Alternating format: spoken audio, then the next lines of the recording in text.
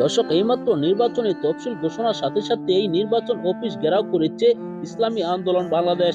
তাদের সেই হুঙ্কার গুলা দেখলে আপনি অবাক হয়ে যাবেন। পুলিশের ব্যারিকেড ভেঙে তারা নির্বাচন অফিস ঘেরাও করতে যাচ্ছে, হামলা সংঘর্ষ হচ্ছে। দর্শক, সেই ভিডিওটি আমরা আগে দেখে আসি, তারপর আমরা দেখবো যে নির্বাচন কমিশনারকে কঠিন হুঁশিয়ারি বার্তা দিয়ে যে বক্তব্য দিয়েছেন তারেক রহমান, সেই ভিডিওটি রয়েছে এই ভিডিও শেষে। অত্যন্ত গুরুত্বপূর্ণ একটি ভিডিও, তাই ভিডিওটি না টেনে দেখতে থাকুন। চ্যানেলে নতুন হলে সাবস্ক্রাইব করে আমার সাথেই থাকুন। ভিডিওতে একটি লাইক দিয়ে সম্পূর্ণ ভিডিওটি দেখতে থাকলেন। এই ভিডিও সম্পর্কে অবশ্যই আপনার মূল্যবান মতামত কমেন্টে জানাবেন। দর্শক, বাংলাদেশের আগামী জাতীয় সংসদ নির্বাচন যত সামনে আসছে, প্রতি কিন্তু উত্তপ্ত হচ্ছে বাংলাদেশের রাজনীতি। দর্শক, একের পর এক নির্বাচন কমিশনার বোমা ফাটানোর বক্তব্য দিয়ে যাচ্ছেন। অবশেষে কিন্তু তিনি নির্বাচনে তফসিল ঘোষণা দিয়ে দিয়েছেন। তিনি বলেছিলেন যে এই সরকারের অধীনে সুষ্ঠু নির্বাচন হবে না।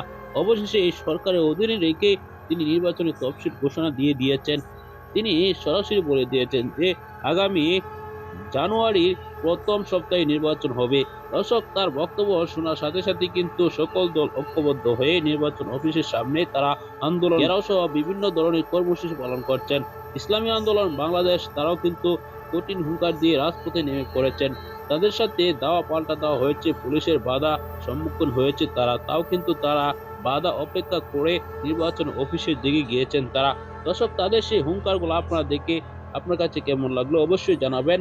পরবর্তী এরকম ভিডিওগুলো পেতে চ্যানেলটিকে সাবস্ক্রাইব করে রাখবেন।